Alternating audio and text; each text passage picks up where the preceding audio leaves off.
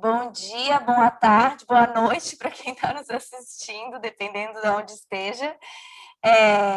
Hoje a gente tem mais uma aula do UOL, dia de eclipse lunar aqui, como lembraram as meninas. Hoje a nossa aula é com a Natália Cunha, que é psicóloga com licenciatura na área social, experiência de quase 10 anos em gestão pública. A Natália coordena o programa de fomento cultural no estado de São Paulo e tem uma super experiência aí para nos passar hoje sobre projetos financiados com editais e com leis de financiamento público, né? Eu estou super curiosa para a aula dela, porque é um assunto realmente que eu não domino, então eu mesma já tenho muitas perguntas para a Natália. E, enfim, quero te agradecer a tua presença aqui hoje, Natália. Sei que o tempo é corrido, né? Sei que a tua agenda é lotada, então muito obrigada por estar aqui conosco hoje, na nossa sala aqui do UOL, das nossas alunas, e também para quem está nos assistindo no YouTube. Eu vou deixar agora a palavra contigo. Olá, bom dia a todas. Eu agradeço muito o convite, a insistência da gente criar essa agenda, né? Realmente tempos difíceis da gente conciliar esse mundo virtual aí com tudo que a gente precisa fazer. Eu vou começar a apresentação para a gente poder depois ter um momento de troca, que eu acho que é onde consigo contribuir melhor. E aí vocês vão entender um pouco até a minha postura. Peço desculpas desde já, qualquer coisa, eu costumo brincar que a minha veia artística ela é entupida. Eu sou, de fato, uma burocrata, eu sou uma gestora pública, então esse lugar para mim ele é um pouco estranho, né? Eu tento lidar, eu me disponho a estar aqui, a trocar, mas eu sou uma ótima ouvinte e não tenho tanta habilidade assim como falante, mas acho que é importante, estou aprendendo também a ocupar esses espaços e espero que vocês compreendam, mas estou à disposição para a gente trocar e construir aqui qualquer entendimento sobre o tema que é tão pertinente agora, em tempos pandêmicos, né? A gente buscar aí subsídios e formas de executar os nossos projetos, nossos sonhos, nossas ideias, e eu estou super à disposição para contribuir aí no conhecimento de vocês, tá bom?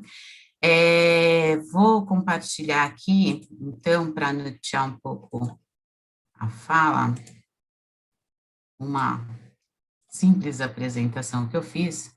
Deixa eu ver aonde foi que a gente... Aqui, apresentação. Muito bem. Bom, começo falando... Ai, como é que eu sumo com essa caixinha aqui? Pronto. Não estou vendo vocês, mas foi assim que eu consegui criar aqui à frente. Bom, eu começo falando um pouco, então, quem sou eu, né, para a gente seguir uma linha de raciocínio aqui, para que eu chegue na questão da execução do projeto propriamente dito. Então, eu sou Natália Cunha, eu sou especialista em gestão de políticas culturais pelo Itaú Cultural e pela Universidade de Girona, formada em psicologia, então, daí vem a questão da escuta, que eu tenho que ser bastante cuidadosa, e me proponho a ocupar esse lugar aí de uma interlocução entre conhecimentos diferentes e responsabilidades diferentes. Eu falo do lugar de gestora pública há 10 anos, eu já estive gestora da rede de pontos de cultura, de programas importantes, tanto no município de São Paulo, quanto agora no estado novamente, então eu tive uma atuação anterior no estado de São Paulo,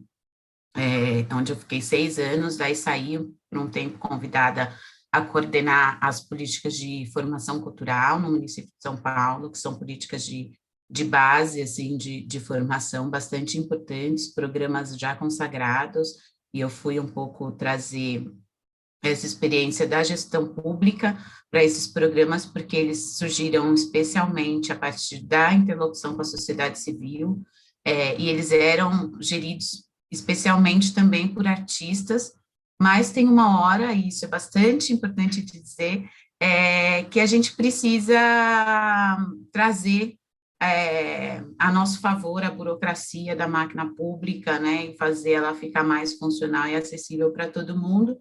Acho que um pouco por isso que fui eu, né, ou alguém com o meu perfil, fazer a gestão desses programas de formação.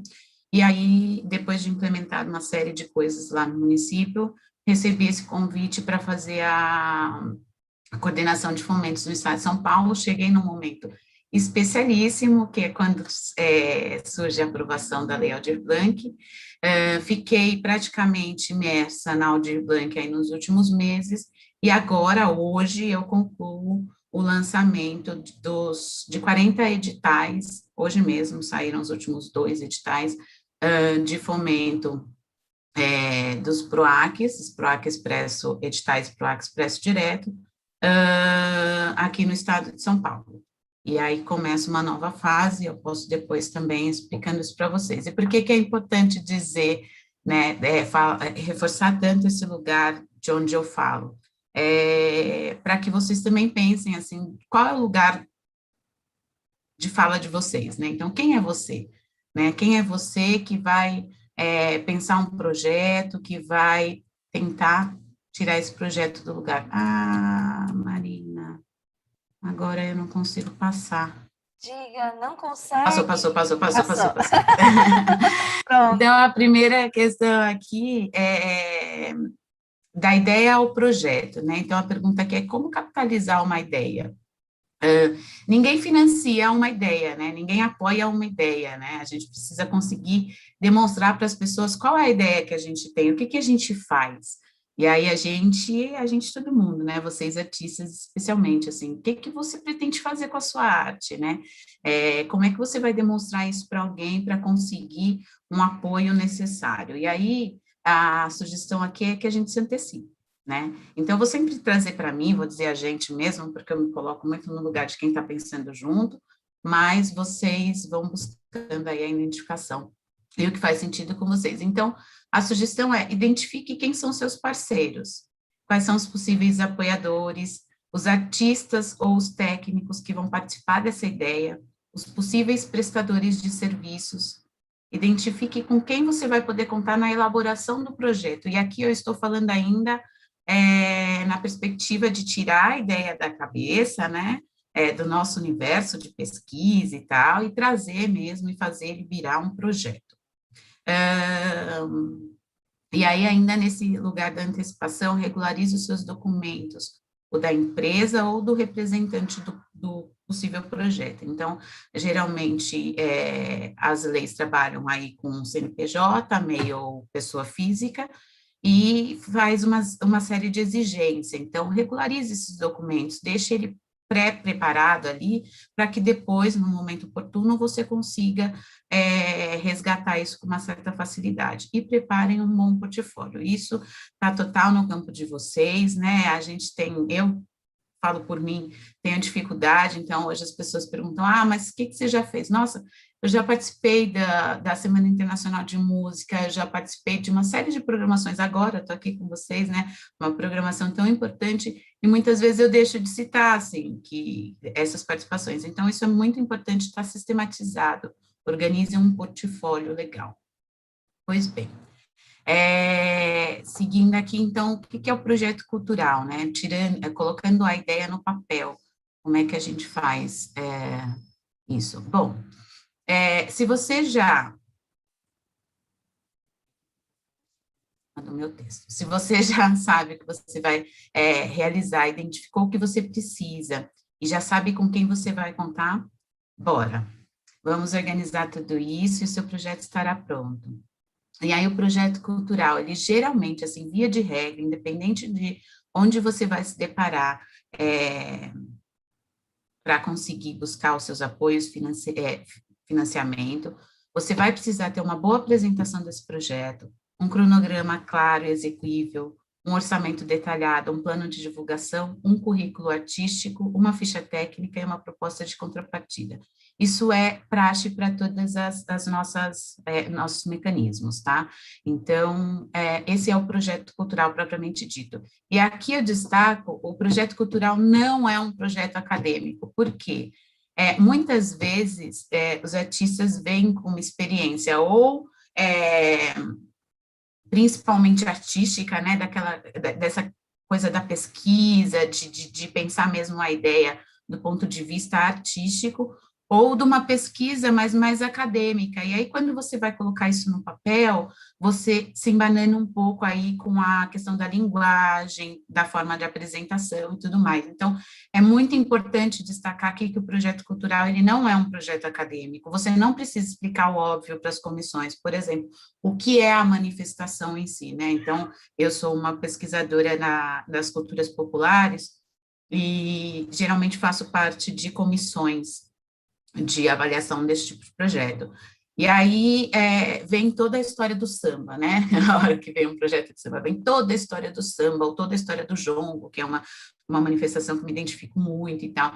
E assim, o avaliador, ele não precisa saber dessa história. É claro que às vezes, para fundamentar até a sua proposta, você precisa trazer fazer algum resgate histórico e tal, mas assim, não é esse o projeto de pesquisa que está sendo apresentado ali. Então, a pesquisa em si, ela não pode se sobrepor ou se perder a ideia do que é o projeto. Aqui é uma distinção bastante importante para a gente conseguir fechar aqui o nosso projeto cultural, tá? Aí eu tenho um projeto, e agora? Né? Essa é uma questão sempre é, recorrente, assim, tá, eu tenho uma ideia aqui, eu consegui fazer a ideia sair da cabeça para o papel, virou um projeto, o projeto nem sempre ele está fechado, ele vai ser adequado a partir do mecanismo que a gente for buscar apoio, mas e agora, né, o que eu faço? A gente vai para ação, né? Agora é a hora de descobrir, então, quem é o financiador desse projeto, como é que você vai executar ele, vai viabilizar a execução dele. Então, eu vou falar um pouquinho dos financiamentos, né, a gente tem financiamento público e o privado. No público, estão todos os fomentos, as leis de incentivo e a lei emergencial da cultura agora, né, no contexto que a gente está. E no privado tem o patrocínio direto de empresas, aqui eu não vou me adentrar muito, mas assim, eu tenho um exemplo da a Natura, que faz edital direto, deixa eu, me fugiram os exemplos, mas tem, Itaú tem Cultural, o né, Natália? Baobá, o Itaú Cultural, exato. São patrocínios diretos, essas entidades abrem os seus editais privados, né, e fomentam algumas linhas aí de acordo com a missão e com a vocação da própria empresa, tá? Mas esse é um patrocínio direto. Então, eles selecionam lá o que é de interesse e aportam um determinado recurso para aquelas iniciativas que forem contempladas. Mas também existe uma concorrência ali, por isso que é importante a gente seguir essa linha de raciocínio e entender que tem que apresentar um projeto, que vai haver uma concorrência e tudo mais.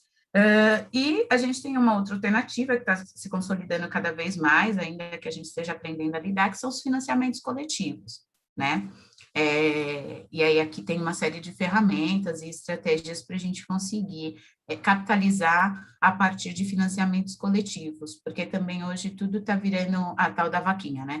Então, é importante saber aí como é que a gente vai dar fôlego e criar um diferencial para o projeto para que aquele seja apoiado a partir de financiamentos coletivos, não fique vivendo só dentro de uma bolha, mas consiga alcançar outros públicos, tanto na execução quanto para o apoio do projeto. Bom, quais são os tipos de fomentos que a gente tem aí falando do lugar público, né? A gente tem um fomento direto, que são os programas e as leis que oferecem um financiamento ao projeto com recursos direto do Estado, e aí estou falando Estado aqui, mas municípios e governo federal também fazem, e eles geralmente são realizados por editais e estão diretamente ligados ao ano fiscal.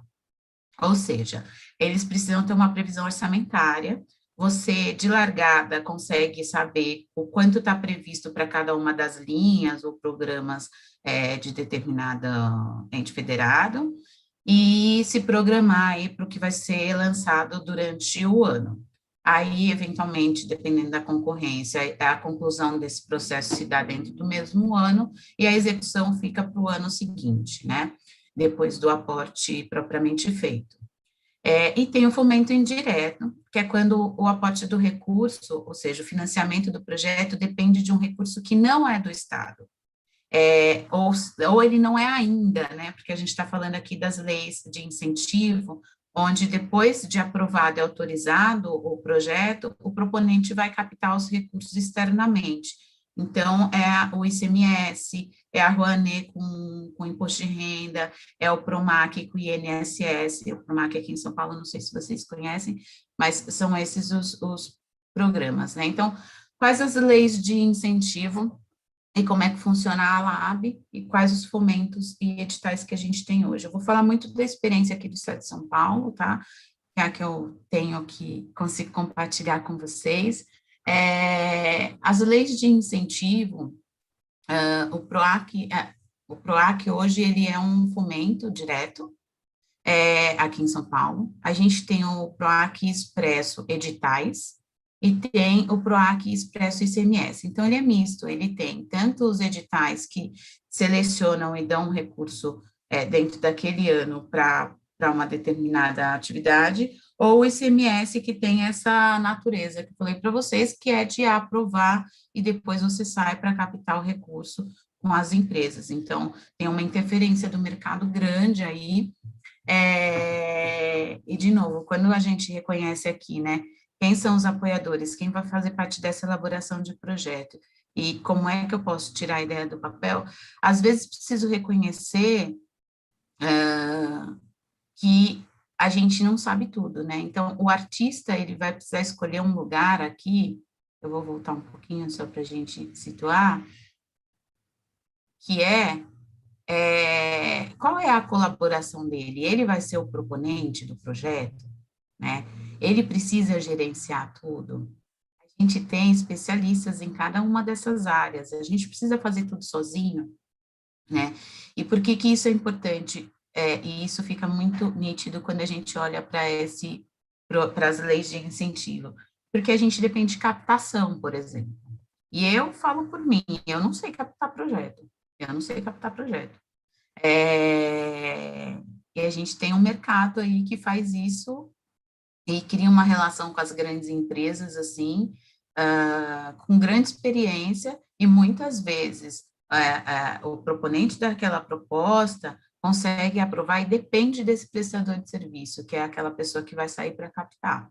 Então, a gente precisa reconhecer aqui qual que é a nossa expertise e até onde vai o nosso papel, né, o de cada um individualmente. Então, o artista, ele vai ficar no lugar de quem elabora um projeto, executa o projeto e também cria?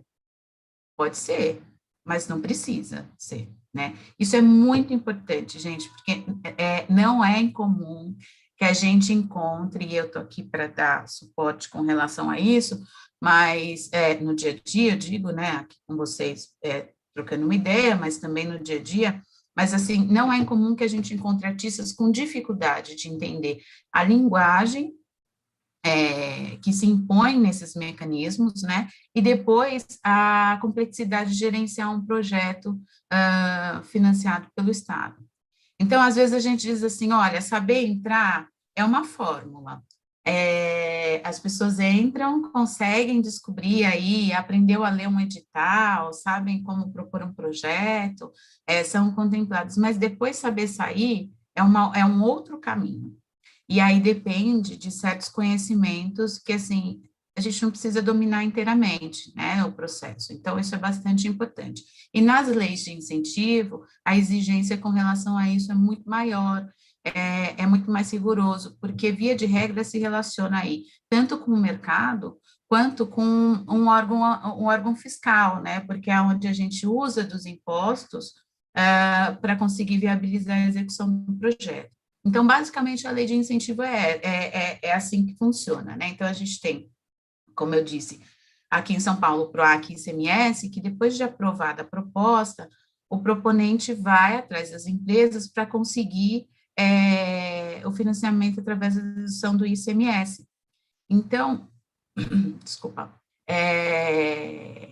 essa relação com a Secretaria da Fazenda e com a própria empresa, ela não precisa necessariamente ser feita pelo artista, tá?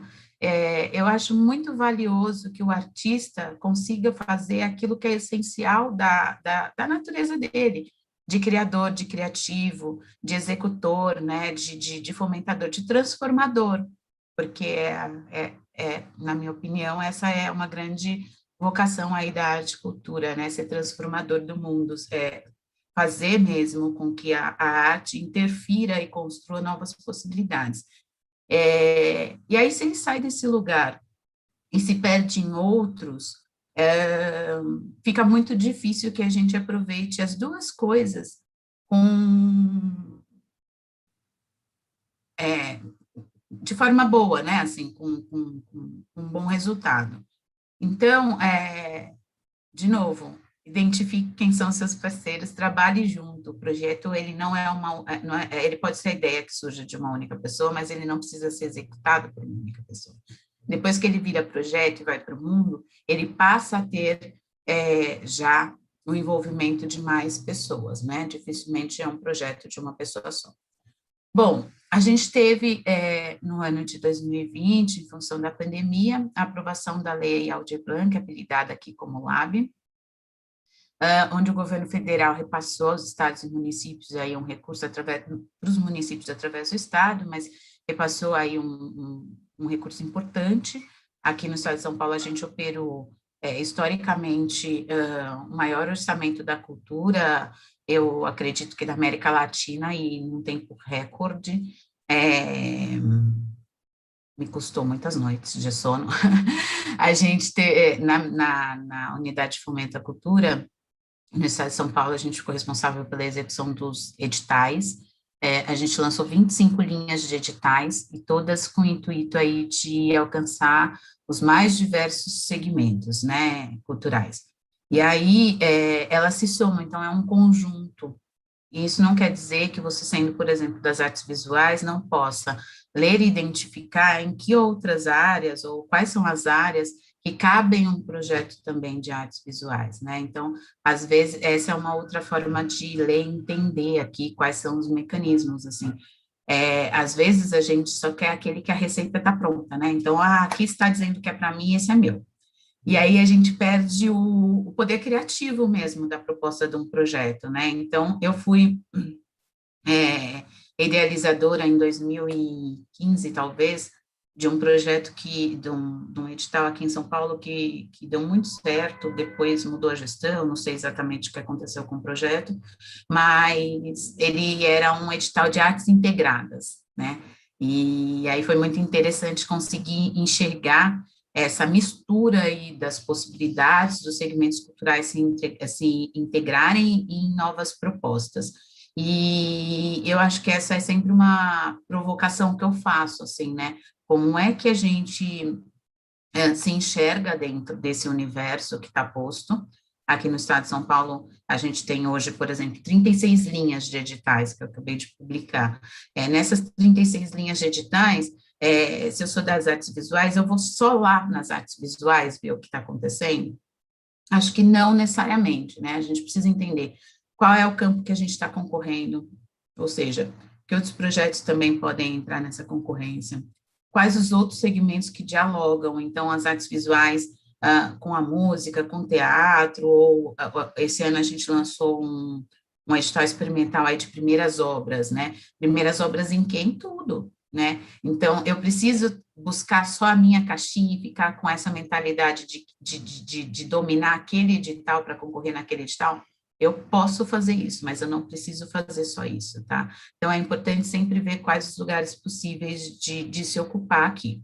E a Aldir Blanc, ela fez esse exercício também, a gente lançou 25 editais, as mais diferentes linguagens, e a maioria, 11 deles, na realidade, foi de prêmios, onde a gente olhava para o histórico de atuação, né, e aí, de novo, resgatando aqui a importância do portfólio, né, para o histórico de atuação, e aí premiava o histórico de atuação pedindo uma certa contrapartida, não foi chamada assim, foi chamada de termo de compromisso, de destinação dos recursos das novas ações culturais, porque a ideia também era de uma retomada e de uma manutenção das ações culturais no cenário que a gente está. Pois bem, e aí a gente tem agora, substituindo aqui em São Paulo, substituindo o PROAC ICMS, porque ele foi suspenso em função de um ajuste fiscal que o governo está fazendo, ele tirou o PROAC e ICMS do ar, vai ficar suspenso, imagino que só esse ano, já existe um compromisso aí do ano que vem as coisas normalizarem, mas destinou o mesmo recurso na fonte direta do Estado, ou seja, a gente deixou de executar o que estava previsto numa lei de incentivo, que era o ICMS, e vai executar de forma direta os 100 milhões de reais, né? Então, isso virou 4 editais aqui em São Paulo, um deles especialmente voltado para aqueles que já eram proponentes do PROAC e ICMS, né, que tinham propostas aprovadas, mas que, em função dessa suspensão, foram prejudicados diretamente. O outro, para novas propostas que poderiam ser apresentadas aí durante 2021, então agora eles vão poder apresentar dentro de um edital que vai receber o recurso diretamente do Estado. Um outro que é para os profissionais da cultura, e aí aqui profissionais eu estou dizendo que são os artistas, os gestores, os produtores, os técnicos, todo mundo envolvido aí na cena cultural. Então a ideia é que eles sejam premiados pelo currículo, né, pelo também histórico de atuação, isso como pessoa física, e aí a partir desta premiação, eles apresentariam uma aula sobre o que tem expertise para demonstrar aí para atendimento ao público. E aí, por que que isso é importante? Aqui eu pego um gancho para falar que, via de regra, todos os projetos precisam ter interesse público. Esse é um outro gancho que eu já volto para a gente poder conversar, né? Daí, só concluindo a apresentação, então, do que vai ser o PROAC Expresso Direto, em substituição ao ICMS, a gente tem uma quarta linha, que é para manutenção dos espaços culturais, que também foram diretamente impactados aí por conta das paralisações de atendimento ao público durante a pandemia. Bom, esse é o universo de editais que a gente tem no estado de São Paulo, eu posso falar um pouco mais sobre eles. Como exemplo das leis de incentivo aqui, a gente tem o PROAC ICMS, mas também o PROMAC, que funciona na mesma lógica, inclusive fiz parte da equipe que escreveu a lei de incentivo, e a Annelise, que hoje é diretora do PROAC aqui no estado de São Paulo, junto comigo, na época, estava na prefeitura e também foi quem implementou o PROMAC, então eu sei que tem uma linguagem muito próxima do ICMS, porque é a mesma... os recursos humanos foi o mesmo para poder pensar e implementar a lei, com alguns ajustes posteriores. Em 2019, se não me engano, teve uma mudança bastante importante, onde lá foi criado alguns indutores para que as pessoas que tivessem determinados projetos dentro da característica de mais vulnerabilidade, ou pensando aí na descentralização do recurso, conseguissem pontuar melhor ou ter um maior aporte de recursos aprovados para a realização do projeto, pensando na multiplicidade da cidade de São Paulo, né? Acho que mudanças muito favoráveis, aí não sei como ficou isso, não acompanhei agora, do ponto de vista da captação, se o resultado conseguiu também apresentar aí um alcance mais efetivo da lei, mas, de certa forma, é uma lei nova, né, ela vai fazer 3 anos agora, então, uma lei ainda que vai depender de alguns ajustes, né, comparado ao ICMS, por exemplo, as empresas, o próprio mercado e o fluxo mesmo de operação da lei já está mais estabelecido um pouco, e se tornar as coisas mais ágeis, enfim. E aí, voltando para o gancho, estava falando da importância do profissional agora ser fomentado diretamente, né? Então, foi um desafio muito grande para a secretaria pensar um modelo aí que não fosse o auxílio propriamente dito, que isso o governo federal, de alguma forma, tá já realizando, e a gente não teria alçada para conseguir implementar um novo auxílio, fosse com qualquer característica, e aí, então, a gente conseguiu desenhar esse modelo aí de edital, que também desse conta das pessoas físicas, e de todos os profissionais da cultura, para conseguir pensar nas suas execuções. Bom, eu não sei aqui.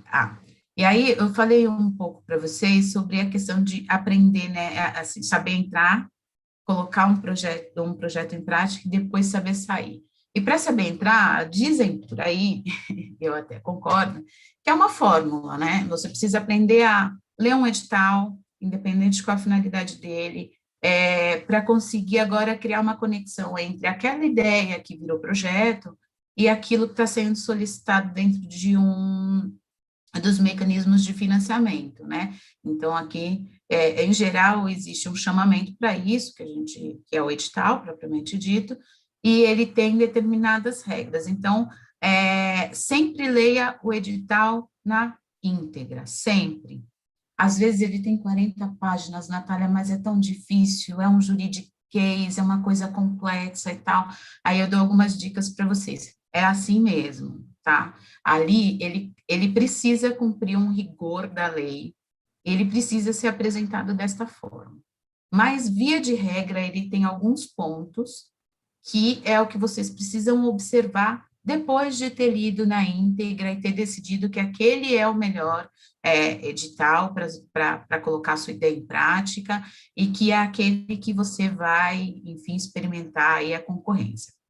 Bom, então, leu na íntegra, separe as partes do edital destacando o que você vai ter que providenciar, então, o que é questão burocrática, de documentação e coisa e tal, e quem vai ser o responsável por cada informação. Então, às vezes, você precisa de uma certidão, eu nem sei o que é isso, né? Apesar da gente colocar lá no edital o linkzinho da certidão, é importante você consultar o contador, né? Então, você pode tirar hoje as certidões, essas certidões, elas têm validade, né? Então, às vezes, você tira no começo do processo, mas vai precisar tirar de novo no final. Então, já acessa alguém, vou tirar aqui, vou consultar tudo, vou ver se está tudo ok e tal.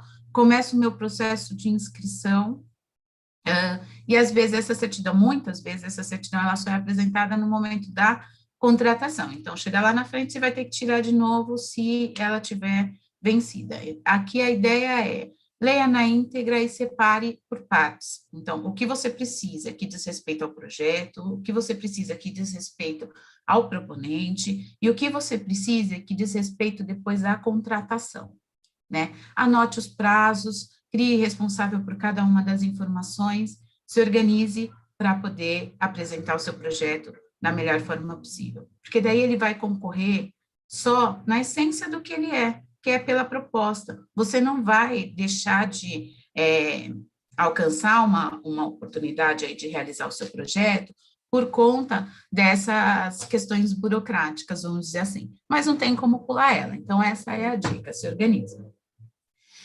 Como ler um edital? O edital, via de regra, ele tem um objeto proposto. Então, você vai lá, você vai ler o objeto do edital, vai estar dizendo lá, produção de teatro para o estado de São Paulo, aí eu sou do Rio de Janeiro, né? Então, eu já sei que não é para mim. Ou eu sou das artes visuais, então eu já sei que não é para mim. Mas eu vou lá e leio as definições. O que eles estão chamando de produção de teatro? Aí vai estar lá definido. Produção de teatro são aqueles que pretendem a criação de uma nova obra, peça, não sei o que lá, dentro do campo do teatro. Opa, peraí, eu não consigo, de fato, criar nenhuma interlocução com as artes visuais aqui, então, de fato, não é para mim. Você pode parar aí, tá? Você já vai ter lido na íntegra, imagino, mas na identificação aqui de onde você colocaria o seu projeto, você já viu que não cabe, então você pode passar para o próximo. Seguindo aqui, então, o roteirinho, sempre tem o objeto, as definições desse objeto, as condições de inscrição. Eu tenho que ter 2 anos no estado de São Paulo. Eu preciso apresentar minha proposta em 15 dias. Geralmente é 45, tá? Porque segue uma lei que é a 8666, vocês já devem ter ouvido falar dela, que ela persegue a gente. Mas, sei lá, preciso apresentar a proposta em 30 dias, em 45 dias, seja qual for. Eu não tenho ainda toda a documentação levantada, ou a minha empresa não tem os 2 anos. Poxa, isso tudo é condição de participação, tá? Então, eu já preciso estar alinhada aqui. Condições de inscrição e de participação. E condições de contratação. Ah, então tá. Caso eu propus lá todo o meu projeto, ele foi para o processo de seleção, foi selecionado, eu fui habilitada e vou ser convocada para a contratação. Eu preciso ter todas as certidões, eu preciso ter lá uma declaração qualquer assinada, um laudo técnico, um espaço autorizado, eu preciso ter é, uma declaração de participação específica, e tudo isso para apresentar no ato da contratação. Então, eu já tenho que, enquanto o processo seletivo acontece, providenciar essa documentação.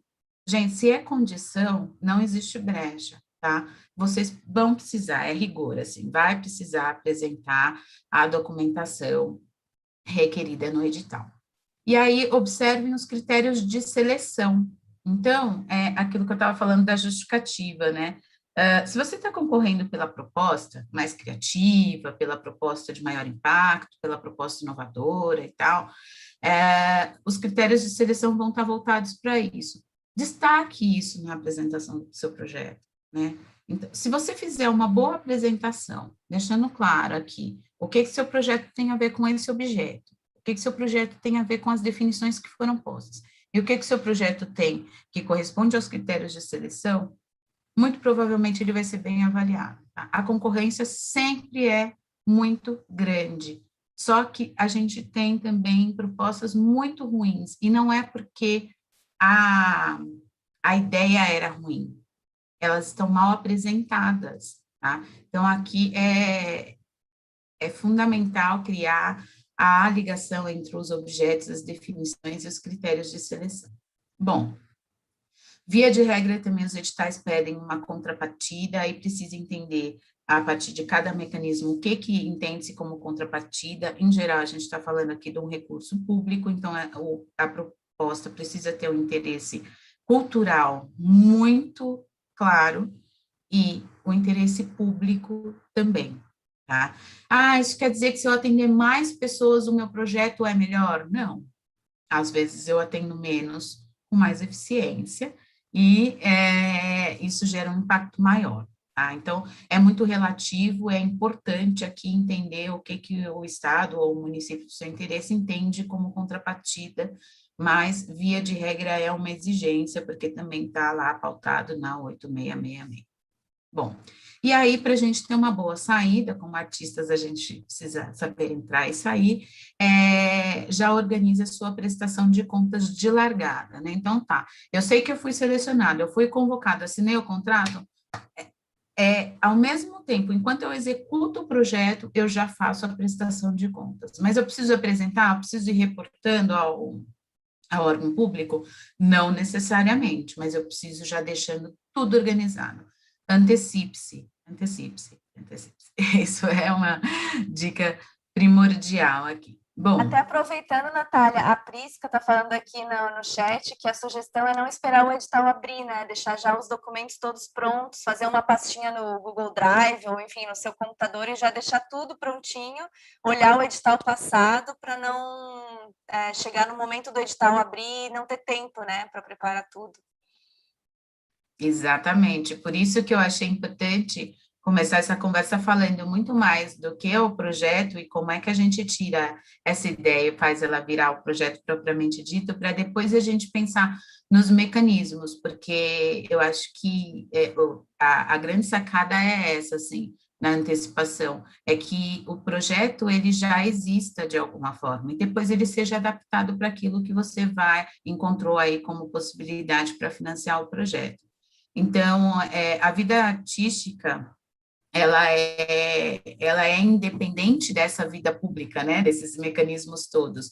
Então, assim, vocês com certeza têm outras estratégias, têm outros projetos na gaveta, separa o que é que tem a ver com isso tudo que a gente está falando, né, o que pode ser um projeto de fato financiado diretamente pelos órgãos federados, né, e deixa ele lá já, meio que preparado. E aí, começou o ano, ou fiquei sabendo de uma verba extra, ou algum edital aí privado que tem a ver com a minha área de trabalho, aí você tira o projeto da gaveta e começa a adaptar ele para essa linguagem toda. Então, aqui, é, esse último momento da apresentação, um pouco nesse sentido, de como é que a gente lê um edital e entende se ele vai ser para a gente ou não, e o que, que a gente pode fazer para se antever. Bom, a chegada, então, né? O grande resultado aqui é aprender a usar esses recursos e essas ferramentas. Se você tentou e conseguiu, ótimo. Agora só depende de você, faz acontecer o projeto, mantém essa ideia da prestação de contas aí alinhada à própria execução, não deixe para juntar as notinhas no final e pegar a assinatura de recibo no final, assinar o contrato no final, não deixa prevalecer uma coisa sobre a outra, porque depois que você assinou o contrato, falando aqui como agente público, assim, para mim é tão importante quanto para você, o importante é ter a realização do projeto, né? Para a gente, ter a mesma importância a realização do projeto e depois uma prestação de contas limpa, né? Suficiente. E aí a questão aqui se você tentou e não conseguiu, não se esqueça, esse é o caminho, né? A gente está falando de concorrências, existe aí, infelizmente, o Estado não é suficiente para garantir a execução de todas as propostas que chegam. Então, existe uma concorrência, essa é uma realidade, tá? Não estou entrando aqui no mérito, não estou defendendo e nem achando que esse é o melhor caminho, mas essa é uma realidade que a gente precisa lidar. E assim, a concorrência ela é diferente todos os anos. Então, é claro que tem aqueles proponentes que já aprenderam a fórmula e conseguem todo ano concorrer e ficar ali no top 10, sabe? Ou conseguir emplacar projetos diferentes em vários editais diferentes. Tem, porque as pessoas vão se aprimorando, aí vão ficando experts nesse sentido, mas esse é o caminho, né? Então, tentar de novo, e quando você descobrir a forma de apresentar o seu projeto melhor, com certeza você vai ter aí um outro lugar nessa concorrência e vai conseguir também depois realizar o próprio projeto, né? Não dá para viver de concorrência, gente, não dependam disso. Então, uma coisa que a gente não falou ali depois do financiamento coletivo foi as próprias práticas de sustentabilidade do projeto. Isso é muito importante, eu não sei até que ponto, dentro das realidades aí de vocês, é uma prática já pensar nos projetos de sustentabilidade, né, que seriam os projetos que geram produtos ou possibilidades de depois criar receita para uma nova iniciativa, né? Então, é disso que eu estou falando, assim. Então, como é que eu faço estrategicamente, por exemplo, num edital de música, né? Um disco virar depois uma circulação, enfim, para não ficar dependendo exclusivamente da concorrência, para que vocês não morram na criatividade, porque vocês são criativas, né? Vocês são pessoas que de fato, precisam pensar a prática. Então, eu prezo muito por esse lugar do artista, porque eu consigo brincar um pouco aqui com a burocracia e criatividade, mas eu acho que nem todo mundo precisa fazer isso, né? Eu acho que se todos os artistas virarem burocratas, a gente não tem mais com que trabalhar, então não é nesse sentido. Mas é isso, não dá para viver de concorrência, mas é assim que o Estado consegue cumprir hoje com a responsabilidade de fomentar a cultura de forma ampla. Então, quando a gente tem um recurso de maior ou menor valor, ele sempre vai ser disponibilizado de maneira que garanta ampla concorrência, né? Ou seja, de alguma forma a gente precisa dizer que está acessível a todos. Aí aqui a gente poderia entrar também em várias questões, né? Então, como é que diz que está acessível se no final das contas depende do domínio dessa linguagem, ou se depende de uma ferramenta aí da tecnologia que nem todo mundo tem acesso, enfim, eu sou super provocado o tempo todo em pensar no amplo acesso, porque moro em São Paulo, mas trabalho no estado de São Paulo já há algum tempo, e em especial enquanto psicóloga nos territórios de alta vulnerabilidade. Sei que nem todo mundo tem acesso à internet, hoje a gente está aqui na iminência aqui da vulnerabilidade inclusive com relação à fome, né, vulnerabilidade alimentar. Então, assim, eu sei que quando a gente fala para todos, não é para todos, mas existe uma responsabilidade de tentar deixar sempre aberta da forma mais ampla possível. Então, ocupem esses lugares, façam valer nesse sentido, né? Dominem essa linguagem para a gente poder hackear o máximo possível e fazer, de fato, chegar nas pontas e na prática criativa aqui. Bom, acho que é isso, falo muito do lugar da gestora pública mesmo, eu quis dar uma pincelada e seguir essa linha de raciocínio da importância do projeto para a gente pensar os mecanismos. Posso agora falar um pouco mais de um ou outro, na medida que vocês tiverem alguma dúvida. E é isso, acabo aqui com os meus contatos, mas deixo à disposição, a Marina também tem. E vamos abrir. Pode ser, Marina? Obrigada, Natália. Vamos sim, vamos abrir para as perguntas. Vou te pedir para encerrar aí a apresentação para a gente poder te ver melhor. Tem várias perguntas aqui já, mas depois eu vou abrir para as meninas também o áudio. Uma das dúvidas inicial foi onde que a gente encontra esses editais, né? Principalmente os privados e os públicos, né? Eu estava falando que tem que fuçar muito, tem que fazer aquela ronda mensal, né? Mas eu queria ouvir da tua voz, né? Quais lugares que geralmente seriam legais a gente iniciar a nossa pesquisa para encontrar? Bom, falando dos públicos, sempre é o endereço oficial, né? Então, na Secretaria de Estado da Cultura, por exemplo, no site da Secretaria, lá hoje a gente já tem os 40 que foram lançados na semana passada para cá. Mas existem muitos movimentos, e é isso, de novo, a gente não trabalha sozinho, né? Então, eu mesma faço parte de um grupo no Facebook, eu nem interajo mais tanto no Facebook, mas mantenho por conta dessas participações em grupo, onde tem muita gente já, em especial os profissionais elaboradores de projeto, né? Que eles vão sistematizando essas informações e deixando públicas para a gente. Então, eu antes dessa aula, fui pesquisar alguns endereços e encontrei, se não me engano, em Recife, um site de uma empresa que justamente também tem essa expertise aí de serem elaboradores de projeto, e que eles deixaram tudo lá à disposição, né? Então, eles dizem o que é cada uma dos mecanismos de fomento, as leis, quais as leis de incentivo, aí deixa à disposição. Então, é isso, é fuçando e sempre, assim, até para validar, se você não chegou num que é público através do próprio endereço oficial, depois vai lá verificar, né, para você ter certeza de que aquilo ainda está valendo. Então, cuidado com as fake news, aqui também vale. As meninas citaram 2 sites que geralmente concentram esses editais, principalmente os privados, né? Que é aquele Editais e Afins, quem quiser acessar aí. E tem um Instagram que é Emerge Arts, que também está concentrando, enfim, essa informação. Tem alguns sendo criados, né? Que concentram esses editais que saem, né? Mas eu concordo contigo, é sempre importante olhar o site oficial para não cair em fake news. Tem outras perguntas aqui.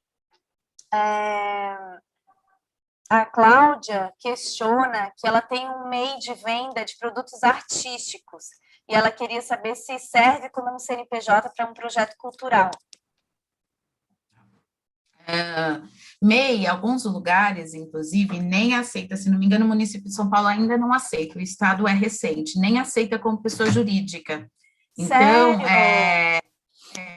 porque existe um conflito, né? Porque é uma pessoa física representada por uma jurídica. E aí o nosso jurídico, muito recentemente, no estado de São Paulo, conseguiu entender que MEI é pessoa jurídica e a gente tem dado o mesmo tratamento que com as pessoas jurídicas.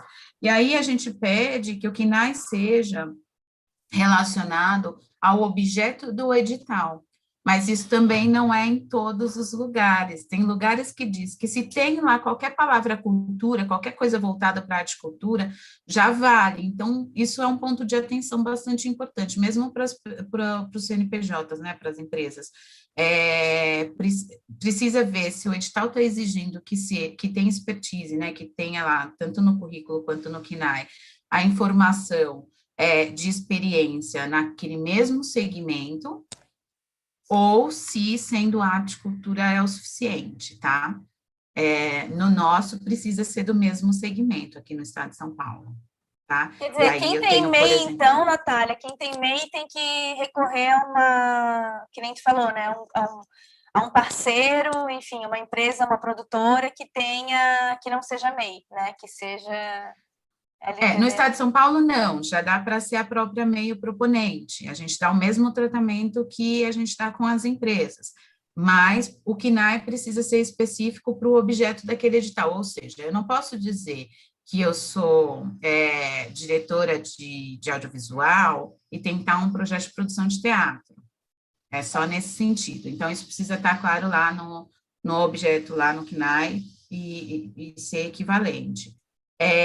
Agora, sim, é uma alternativa a esse tipo de parceria, é uma alternativa bastante recorrente. Eu só também chamo atenção aqui para esses casamentos, porque quando você casa de olhos vendados, você sabe que pode ter depois um parceiro abusivo. Então, cuidado, gente, porque para a gente, para o Estado, o representante legal, quem vai receber o recurso, quem vai assinar a conta, quem vai assinar o contrato, é a empresa.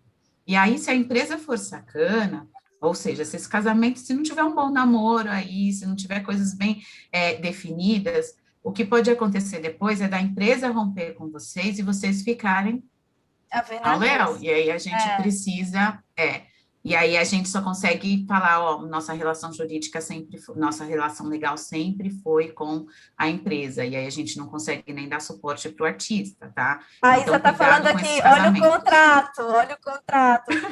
Na última aula a gente falou sobre contrato, né? Como é imprescindível nessas relações, né? Que no momento parece tudo lindo, estamos todos namorando, mas em algum momento pode dar problema, então realmente essas parcerias têm que ter o contrato, senão podem acabar roubando o teu próprio projeto, né? Exatamente.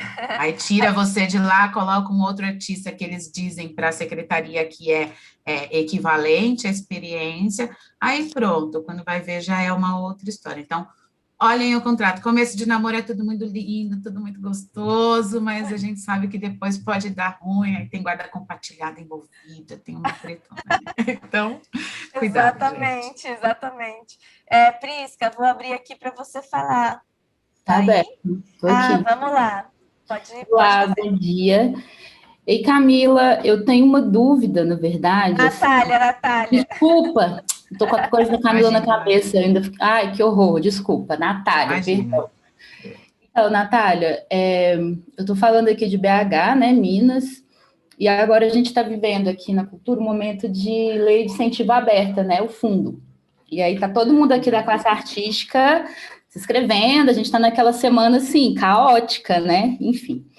E eu queria trocar com você, assim, eu queria ver o que você acha, na verdade, porque tem uma coisa que me deixou muito atravessada, foi pela questão da acessibilidade, né?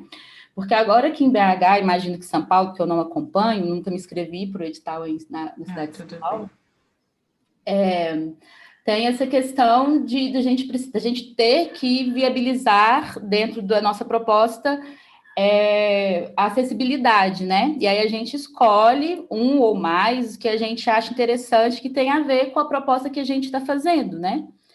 Uhum. No entanto, quando eu não sei como é que é a realidade de São Paulo, de repente as artistas de São Paulo, você pode me dizer melhor, quando a gente vai buscar esses orçamentos, buscar esse serviço, é muito difícil, sabe? Assim, por exemplo, eu no projeto que eu estou fazendo, eu quero tradução em braille, né? Porque eu vou fazer um zine, um livro e tudo mais, assim. E aí a gente achou pouquíssimas empresas e tudo mais, assim. Aí eu queria ver como é que é essa conversa também, para que essa demanda, aquela medida que ela vai existindo, a gente consiga ter empresas e prestadores de serviço para a gente conseguir trabalhar assim também, porque às vezes eu sinto que a gente acaba tendo que colocar o nosso projeto dentro de umas limitações, porque a gente não consegue achar quem faça esse tipo de trabalho, né? Mas uma vez pensando que a gente vai demandando, a gente está produzindo e a gente vai cada vez demandando até para o dinheiro circular e a gente conseguir fazer esse projeto que seja completo, assim. E aí eu queria ouvir de você como é que tem sido essas discussões, enfim, o que você pensa sobre isso, de repente sugestões para a gente também, mas uma vez conseguir hackear e realmente fazer um trabalho que ele seja sincero e real para, né, para ser acessível para a maior quantidade de pessoas, assim, que não fique só na Ai, internet. ótima questão. Aqui em São Paulo ainda não há, existe uma indicação, né, por conta do interesse público, uma indicação de que os projetos se tornem acessíveis, mas não há uma exigência, né, então não tem um rigor aí do tipo, olha, tanto por cento, ou todo projeto precisa ter e tal, a gente não tem esse regramento. Mas acho que é um assunto totalmente pertinente, sou suspeita a falar, eu sou mãe de uma criança autista, eu discuto muitos processos de inclusão, e assim, não, as pessoas com deficiências em geral, intelectual, física, enfim, qualquer tipo, não estão incluídas em lugar nenhum, nem no direito básico, assim, né? Então, essa provocação, acho que ela é importante para os projetos culturais. E aí, aqui, eu volto para aquela minha primeira ideia, quando a gente está falando lá, como tirar a ideia e virar projeto, da identificação dos parceiros, né, dos possíveis parceiros. Assim como vocês, né, não sei se aqui tem alguém que com qualquer tipo de deficiência e tal, mas assim como vocês artistas, existe uma bolha lá no mundo das pessoas com deficiência, e que também são criativos e fazedores, e aí eu acho que a gente precisa identificar onde estão essas pessoas, e talvez um caminho seja estabelecer parcerias diretas, né, e ajudar também eles a se institucionalizarem e oferecer os seus trabalhos. Então, assim, você falou de uma insuficiência de um mercado, né, de uma parcela dentro de um mercado aí, né, de um nicho de mercado, e que que não quer dizer que não seja importante o tema ou que não tenha quem preste serviço, só não está institucionalizado. Então, assim como vocês estão na arte, sabem, né, já é uma vida aí de décadas, tentando se institucionalizar e dialogar aqui com toda essa burocracia, essa complexidade que acessar recursos, prestar serviço, né, então, falando, vocês saem do lugar de artista e falam de outros lugares, acho que identificar esses nichos também que ainda não estão institucionalizados e trazer para junto é fundamental e um jeito de viabilizar. E aí, você falou um pouco do seu projeto, que tem essa característica específica aí com relação à deficiência visual, né? Ou as questões de baixa visão, enfim, que é como eles demandam a adaptação ao Braille, mas eu faço essa provocação da gente pensar em todas as deficiências, porque, assim, via de regra, fui parecerista do ICMS muitos anos, e, assim, sempre que isso é pedido, a questão da acessibilidade, vem muito nesse lugar da acessibilidade comunicacional, da deficiência visual, no máximo aí da mobilidade e tal, mas nunca a gente pensa também nos outros tantos tipos de síndromes né?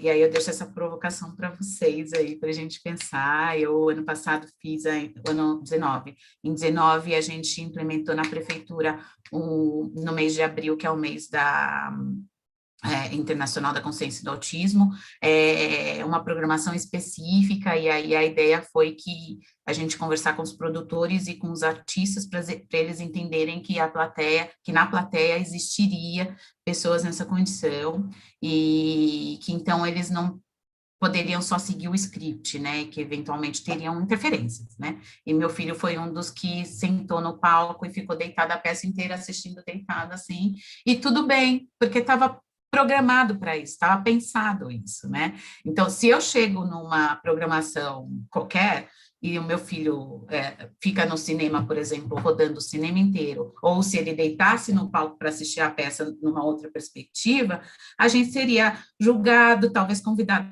a se retirar, a gente passaria por uma série de constrangimentos, assim, mas não, ali estava combinado, então tinha uma plaquinha na porta dizendo, olha, essa sessão está destinada às pessoas autistas, então participa, você que não tem, pode participar, mas entenda que esse é o lugar deles, e foi muito legal. Então, assim, a gente pensar outras alternativas, sabe? E dialogando mesmo. Bom. Muito legal, Natália. Obrigada por passar essa tua experiência.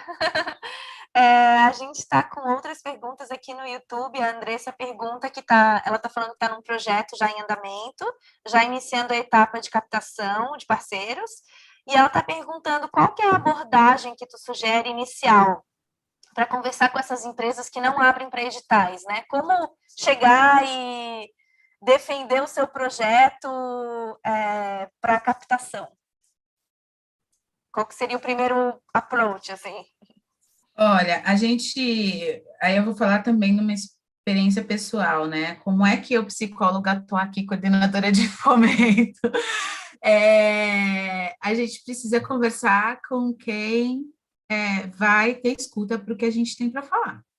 Então, a minha sugestão é entenda como é que a empresa funciona, se já é interesse da empresa ou se não é, se ela tem vocação, porque às vezes não é interesse da empresa, porque nunca fez, por desconhecimento, ignorância, enfim, mas pela própria natureza lá, pelo produto que ela tem, ou pelas pessoas que trabalham lá, você consegue identificar se tem a ver, né, alguma coisa com, se os ideais são parecidos, e aí tá, identificou isso, acho que você precisa entender quem toma decisões. Aí é um pouco do processo, também fiz agora recentemente um curso, fui da primeira turma do curso de Advocacy na Cultura aqui em São Paulo, e é um pouco disso que a gente falava, assim, então, identifica quem toma decisão, como é que fala? Quem influencia dentro daquela empresa, quem toma decisão, como é que eles olham o resultado, então, o que interessa para eles, né? Qual o resultado que interessa? Aí eu falo de uma experiência própria, porque foi isso, assim, eu estava lá quieta no meu canto no município, fazendo um trabalho com a coordenação de formação, super feliz, trabalhando com as periferias de São Paulo e tal, enfim, feliz mais ou menos, porque a prefeitura pagava mal, pra caramba e tal. Aí falei, bom, preciso começar a pensar em outras coisas para fazer. E aí, quando eu começo a tirar os meus projetos da gaveta, eu falei, bom, vou me aventurar aqui numa vida mais autônoma, não sei o que lá, pandemia. Falei, putz, não pode ser mais essa vida autônoma, né? Porque eu vou sair de uma coisa que eu já domino para viver uma experimental, pode dar ruim, tem filho para criar, aquela coisa. Comecei a identificar onde estavam os possíveis parceiros, né? E aí eu volto para a Secretaria de Estado um pouco fazendo essa intersecção. Então, quem influenciava o secretário na época, que tipo de decisão eles estavam tomando, que tipo de prestador de serviço eles precisariam. E eu entrei em contato para participar de uma comissão de seleção, que eu já tinha expertise, né, e falei, olha, estou super afim, estou disponível, tal, minha rotininha está aqui dominada, eu consigo prestar outro serviço para vocês, posso ser parte de uma comissão de seleção? Opa, peraí, é verdade, você já é parceira faz tempo e tal, a gente tem uma outra posição aqui que está vagando, quer coordenar o fomento agora? Eu falei, opa, então eu fui para fazer uma coisa e no final das contas eu acabei fazendo outra, mas por quê? Porque eu fui na pessoa certa na hora certa, né? Então, eu acho que essa é a abordagem. Você precisa mapear antes, assim, que universo é esse, se a empresa tem os mesmos ideais. Se você não tem nenhum contato, aqui eu estou falando assim, da abordagem, né? Então, não tem nenhum contato, eu ainda não tenho uma cartela de marketing, eu ainda não tenho aí um captador, essa expertise e tal. É a primeira abordagem. Faz esse mapeamento antes e faz o meio de campo aí, entenda quem são os tomadores de decisão, quem influencia quem toma decisão e qual é a linguagem que você pode apresentar o seu projeto. Porque projeto por projeto, gente, de novo, na concorrência também tem um monte, né? Então, É o cruzamento, né, Natália? O cruzamento da expertise da artista com o momento que a gente está vivendo, né? Então, assim, tem a ver, tem sentido com o momento que a gente está vivendo, acompanhar, de repente, o conceito, as campanhas das marcas, né? Eu vejo propaganda, eu já vejo, putz, tá ligado com o que a gente está pensando aqui desse lado, né? Então, assim, é cruzar o comportamento que a gente está vivendo hoje, né? Então, alinhado com o que a marca quer para si, né? E com a proposta também. Então, é ficar atenta, né? Eu acho assim, que o que a Natália está nos trazendo é nada vem pronto, né? Nada vem de bandeja, assim, né? Depois de muito tempo, talvez, né? Muitas coisas podem vir de bandeja. Mas no começo é cavucar e fazer esses cruzamentos, né? Eu acho que é por aí, né? Eu vou abrir E nem para depois de Jamara. muito tempo, não se acomodem. Nem depois de muito tempo, eu acho que a vida é essa, né? A vida adulta é essa, assim, não se acomodem, né? Então, sejam sempre criativos, não percam essa essência. Perfeito. Criativas. Oi, bom dia, Natália, bom dia a todos. Bom dia. Eu tenho, assim, uma experiência bem rasa com relação a projetos. Comecei faz pouquíssimo tempo, com o meu companheiro, a gente conseguiu escrever 4 projetos para editais no ano passado e rolou, foi super legal. E eu gostei muito, assim, desse universo. Só que as minhas perguntas são até básicas, na verdade, porque eu nem sei como formular, né? Alguma coisa, acho que se eu tivesse mais experiência nisso, eu poderia perguntar muito mais. Eu queria perguntar primeiro sobre projetos com empresas, que você falou mais sobre leis de incentivo, né?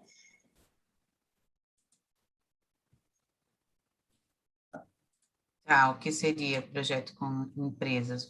Eu abri aqui o chat agora, não sei sair. O que seria, qual a sua questão? Porque A sua experiência foi com um aporte direto. Você é daqui de São Paulo mesmo, já? eu sou Jamaira. Jamaira, tá. Isso. É daqui Eu de São Paulo sou, mesmo? sim, eu sou da Bahia, mas eu moro em São Paulo, em Jundiaí. Ah, E legal. os projetos que a gente fez foi com o Lab mesmo, no ano passado, daqui Ah, na tá. cidade de Jundiaí, que foi bem legal. E aí, na verdade, como eu não conheço, é uma pergunta assim, totalmente desconhecedora, mas o que eu imagino que seja quando você falou, existem essas leis, né, de projetos, tal, do governo, e existe possibilidade de você apresentar projetos e captar com empresas, diretamente com empresas, né? Isso.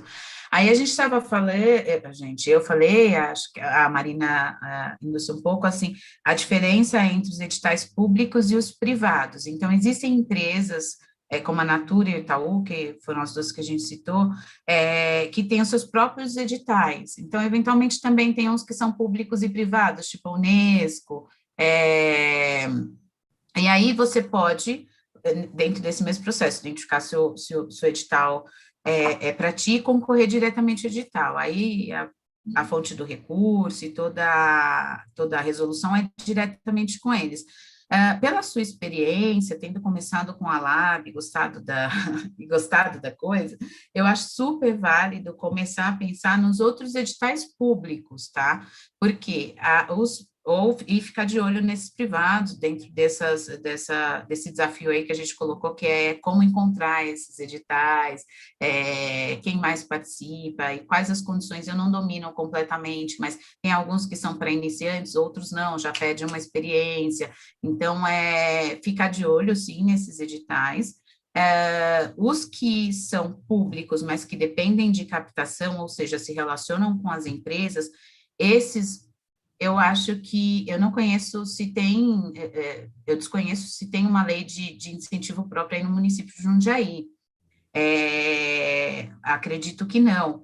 Aqui em São Paulo tem uma, na cidade de São Paulo, no estado está suspensa, que é o ICMS, e tem a Rouanet, que acabou de mudar de cara, né? E aí a gente vai falar de governo federal, é uma outra história que eu não vou me adentrar aqui. Sim. Então, eu sugiro mesmo ficar de olho nesses editais privados, e aí eu não sei te elencar o cenário deles, o impacto que essas empresas podem ter sofrido e o quanto que elas vão, de fato, abrir propostas, mas nos públicos, e aí hoje eu acabei de lançar 40, então tem 40 no ar aí que atenderia os municípios de Jundiaí, Tá, trabalho que dá para apresentar, assim, um projeto em cada linha, não tem restrição, identificar se o seu projeto cabe e trabalhar, tá bom? perfeito. Então, com as empresas, é só ficar de olho também, né? Entrar nos sites e ficar de olho nesses editais.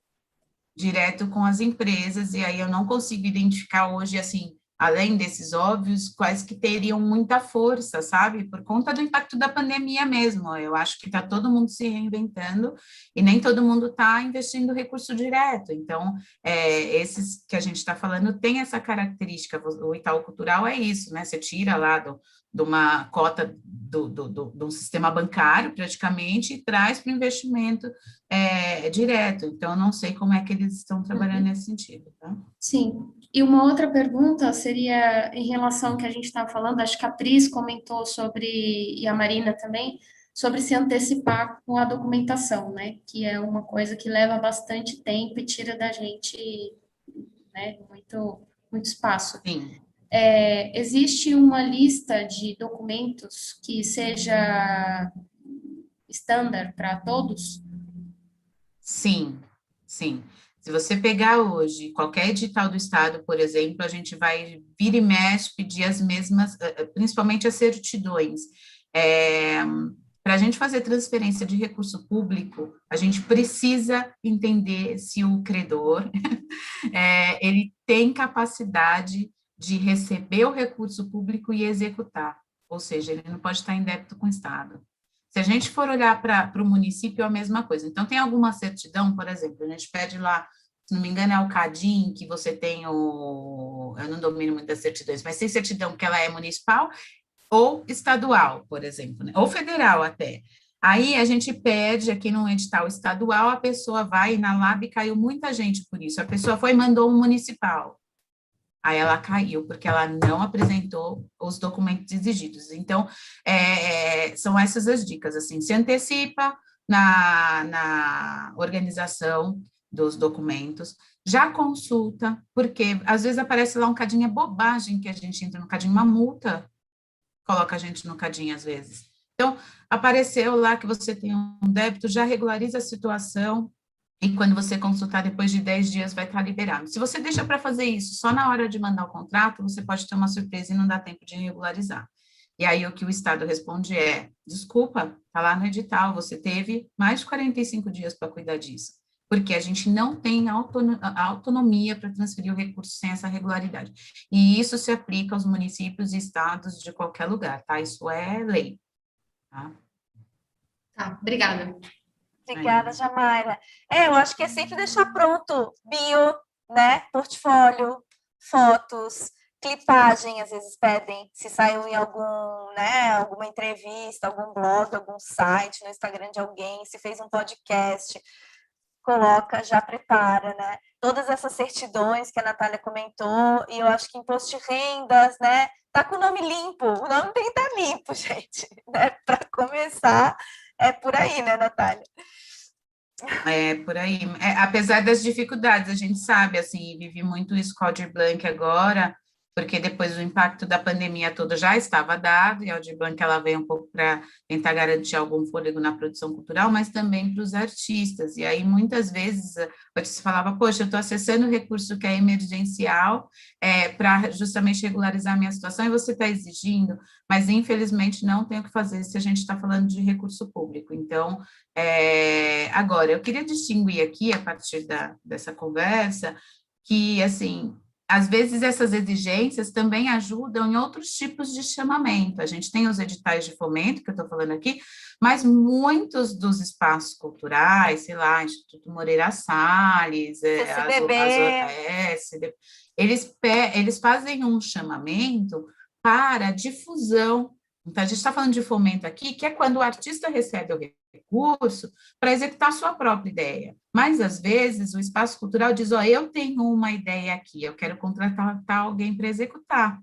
E isso é difusão.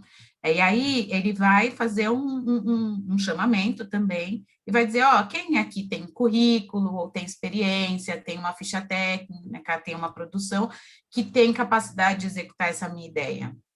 E aí é uma outra natureza, mas também é um chamamento público e que também tem esses rigores. Então, essas coisas que a gente está falando antecipe-se, ela só vai ajudar mesmo você manter a sua atuação artística independente de qual finalidade, tá? Eu acho bem importante. Temos mais perguntas aqui do YouTube. A Camila pergunta que agora o PROAC está aberto direto, que substituiu o ICMS, e queria saber se tem alguma preferência na seleção de projetos que já estavam inscritos no ICMS ou é uma seleção do zero para o PROAC.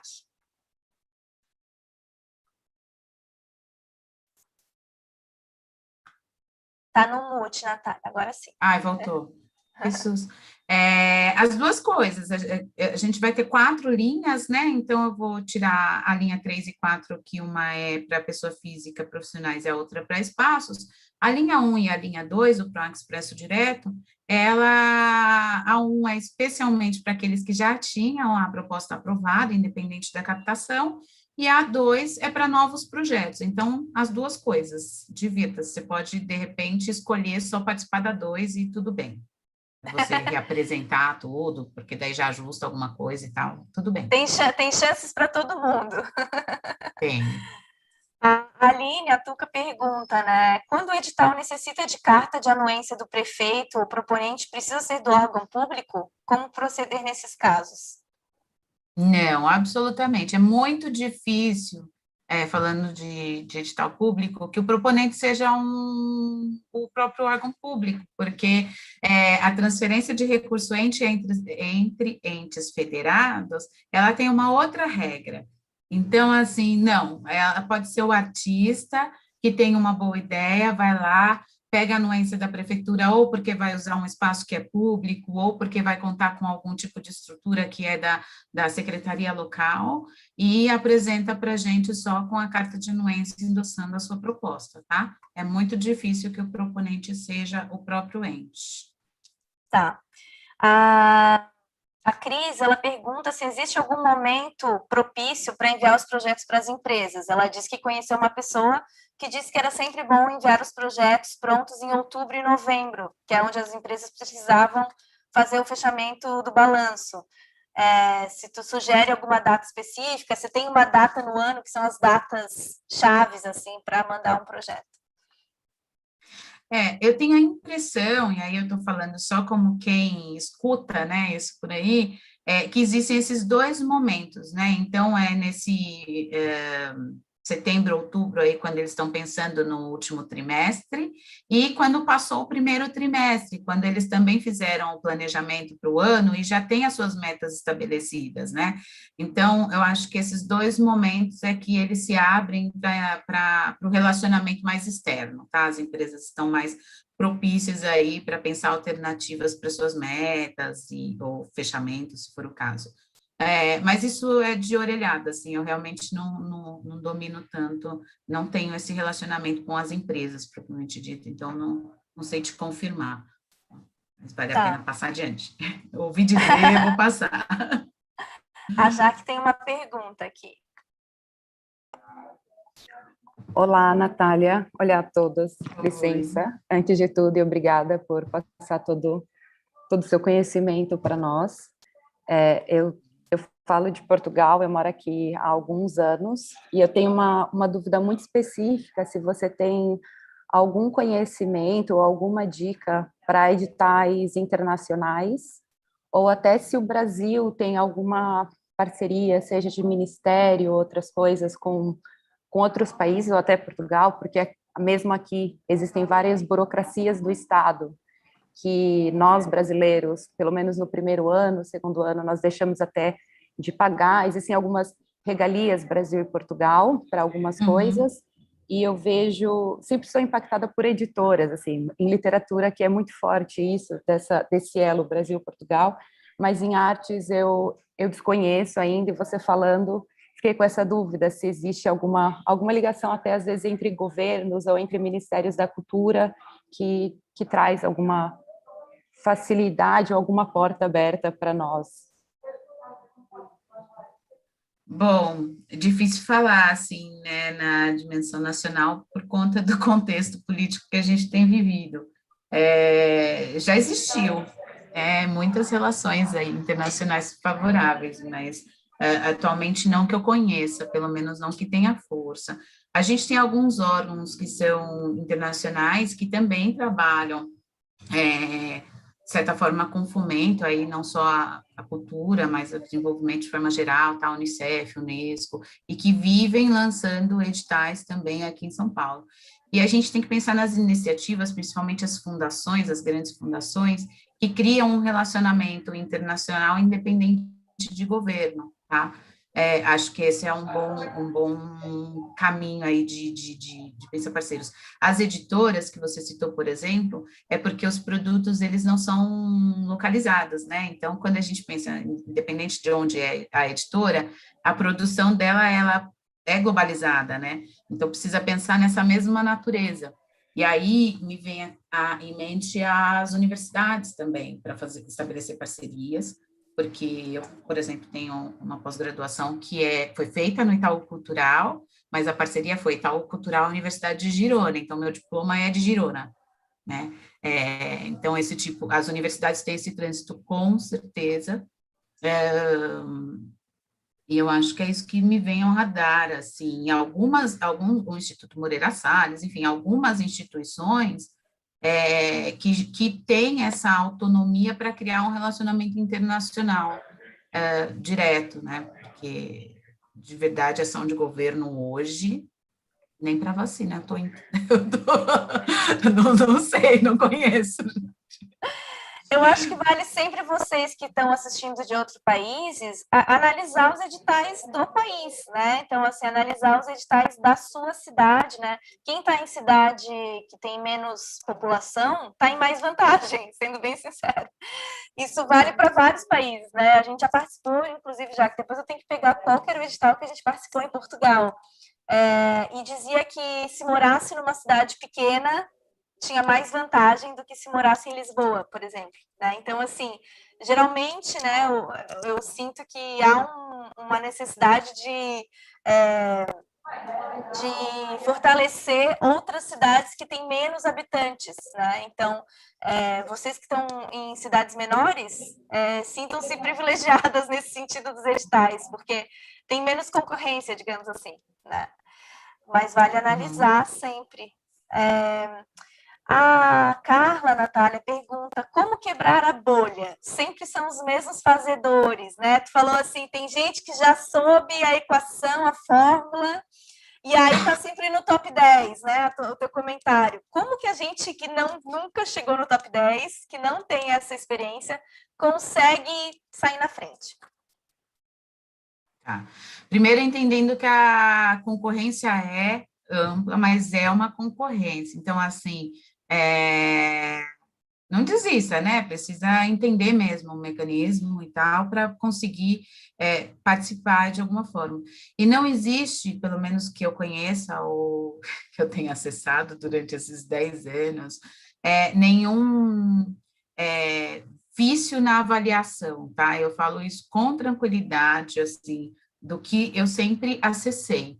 Então, pelo contrário, existe um compromisso e uma ética dos avaliadores, assim, muito grande, e aí eu acho que a questão continua sendo de como criar essa conexão entre a proposta, a apresentação da proposta e os critérios de seleção, tá?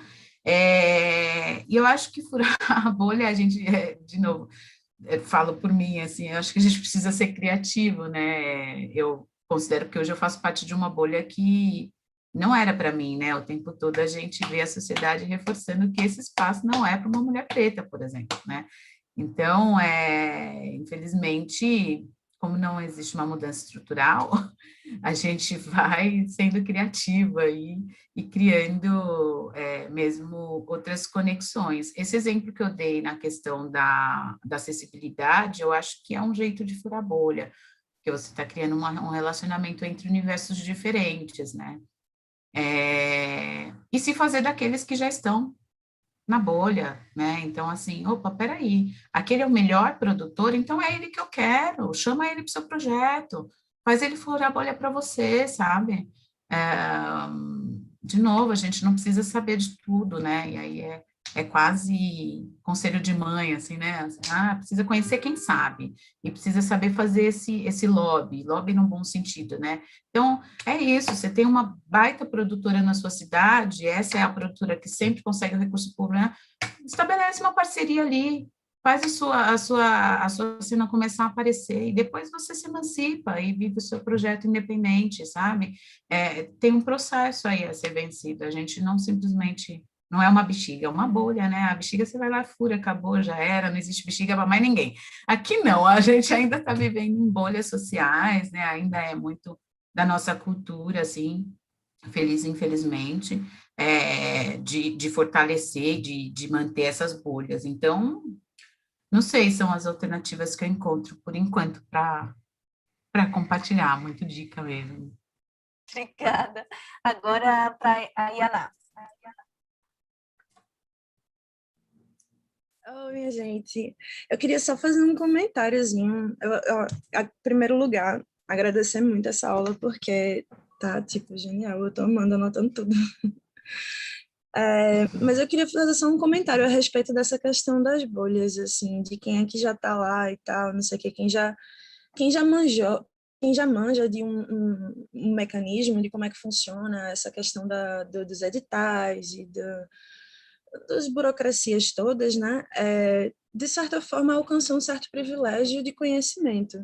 E esse conhecimento, ele sendo compartilhado, né, esses privilégios sendo compartilhados, né, a gente lembrando também da necessidade de incluir quem não está ainda, sabe, tudo isso é importante também para que tudo isso flua, sabe, assim, não é só a parte de quem não está ainda ficar tentando lutar e conquistar esse lugar. Eu acho que parte muito do lugar também de quem tem o privilégio de ter a consciência de se abrir.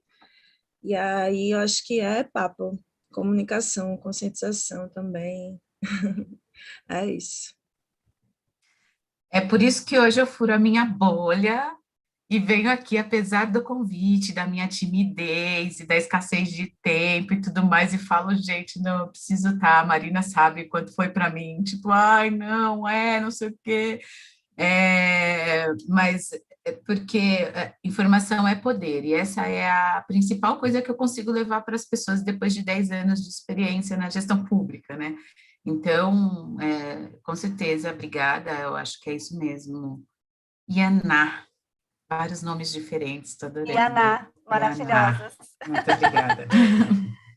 A Camila, ela está preocupada com o projeto dela que estava ano passado no ICMS, e ela pergunta se ela precisa mudar precisa ser com o mesmo proponente, né, por causa dessa questão da mudança para o PROAC direto.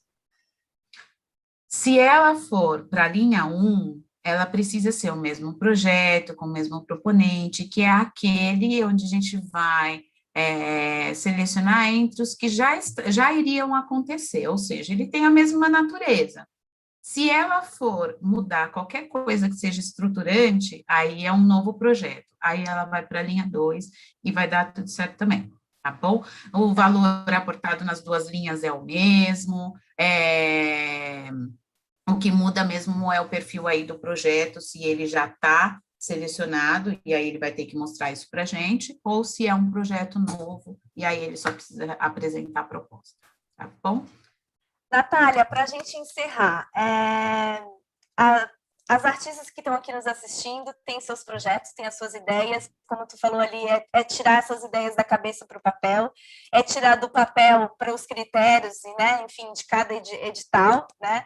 Como que a gente parte dessa decisão, qual é o meu melhor edital para mim, né? Tu falou assim, tem que analisar bem, né, todo o regulamento, enfim, mas assim, tem alguma formulazinha do tipo, PROAC é X mil reais, Rouanet é tanto, Lei Aldir Blanc é tanto, tem alguma formulazinha que a gente já sabe, as caixinhas que a gente pode entrar, assim, mais imediato, sem precisar ler todo o regulamento, assim, tem uma obviedade que talvez vocês tenham mais familiaridade que a gente?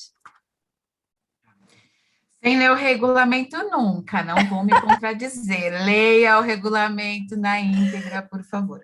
Mas vamos lá, eu acho que distinguir um pouquinho do que eles são, talvez ajude a gente a localizar. E aí, o que é melhor para mim vai depender de quem sou eu, de qual que é a minha proposta, isso não tem como responder, né? Por conta do universo aqui diverso que a gente tem. Mas em linhas muito gerais, grosseiramente, assim, me desculpem se eu não observar alguma coisa muito importante, mas grosseiramente é assim, o PROAC Expresso Editais hoje, ele define os objetos e exatamente algumas condições. Então, sei lá, se for circulação, quantas apresentações e tal. Então, tem essa natureza. Eu vou tentar não falar só da realidade de São Paulo, para vocês poderem pensar nas outras realidades de vocês.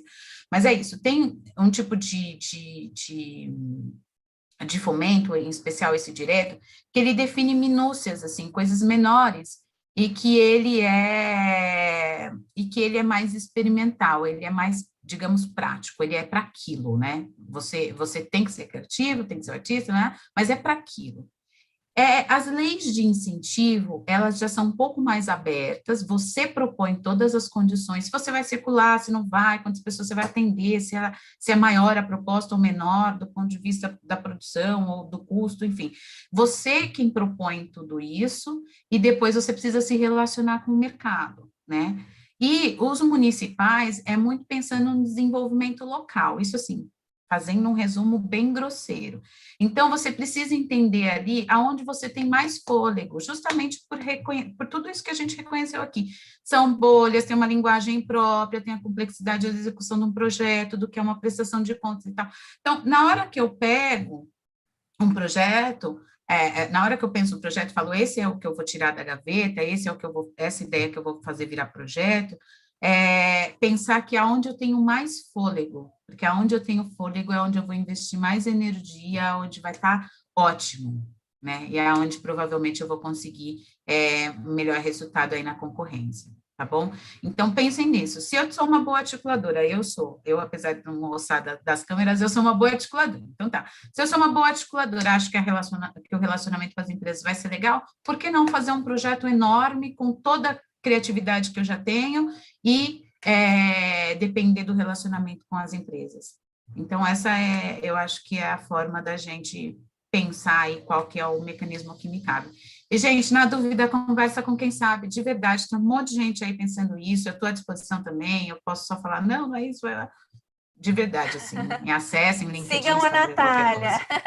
Ô, Natália, quando tu coisa. menciona fôlego, o que seria escolher o que tem mais fôlego? Seria o que tem mais orçamento? Não Seria tem a ver com recurso, não, tem a ver com que eu tenho mais fôlego para executar, então, onde eu domino mais já. Então, a minha proposta está muito criativa, inovadora, está legal, eu vou estourar na concorrência.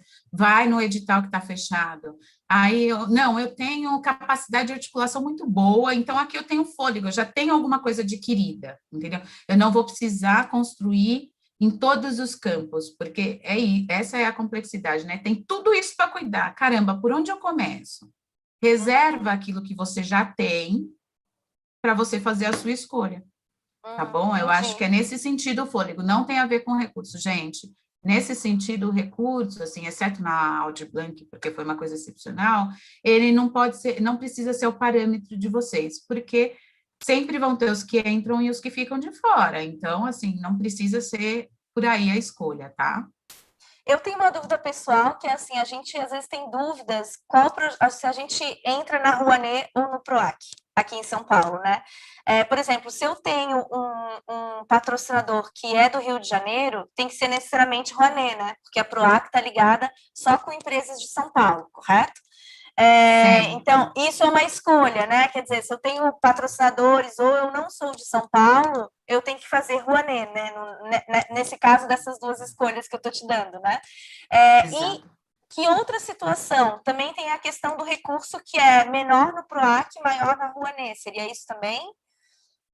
Mas em tese dizem que é mais difícil captar Rouanet, por exemplo. Então, não, por isso que eu estou falando, o recurso não precisa ser parâmetro. Mas isso que você disse antes é muito importante, Marina, mas é a condição de participação. Então, quando eu leio lá que é uma política pública voltada para o Estado de São Paulo, eu preciso entender que o interesse público precisa estar atrelado ao Estado de São Paulo. E que as minhas condições, por exemplo, de captação, precisa ter a ver com o Estado de São Paulo.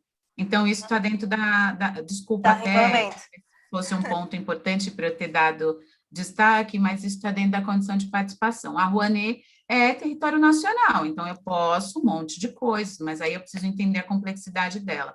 Via de regra, me contam que os projetos que conseguem captação federal são os grandes projetos com grandes empresas. Aí você tem fôlego para isso? Você já acessa essas grandes empresas? O seu projeto tem suporte para esse tipo de execução? Aí é a questão que eu coloco. Tá bom? E só para finalizar, com essa questão da pandemia, isso alterou um pouco, engessou um pouco os orçamentos, congelou os orçamentos? O que está ainda funcionando de uma maneira fluida? No estado de São Paulo, não, a gente teve até um aumento, assim, simplório, mas o compromisso do secretário, do governador, foi pelo menos manter o orçamento, mas eu não tenho dúvidas que esse impacto com certeza está nos orçamentos aí dos outros municípios e estados. Não me espantaria saber disso, né? Eu acho que tem uma questão mesmo pandêmica interferindo em tudo, a gente precisa tirar dinheiro de onde não tem para dar conta do colapso da saúde e tal. Mas, não, aqui no estado de São Paulo as coisas estão um pouco contornáveis, assim, a gente teve um aumento e com a suspensão do ICMS esse recurso passou a ser de aporte direto, então não vi um impacto, tá? Mas os gestores estão tentando ser criativos também, eu tenho certeza disso, a gente faz parte do fórum de gestores estaduais, eu acompanho algumas ações municipais aqui no próprio estado de São Paulo, e eu tenho certeza que está todo mundo aí dedicado a encontrar alternativas para manter, né, a própria cidade acontecendo ainda, né? Mais que nunca a gente Exato. reconhece hoje a importância do fazer cultural, né? Depois de uma pandemia e de uma dependência aí Com com certeza, relação a e isso. quantas pessoas da produção cultural foram afetadas com a pandemia, né? Quem faz eventos, quem faz shows, enfim, né? Então, realmente se unir a esses grupos é importante para pensar novos formatos diante do momento que a gente está, né? Para finalizar, já a Mária pergunta, em que pé que está a Lei Aldir Blanc? Está Tá. funcionando? Vai rolar?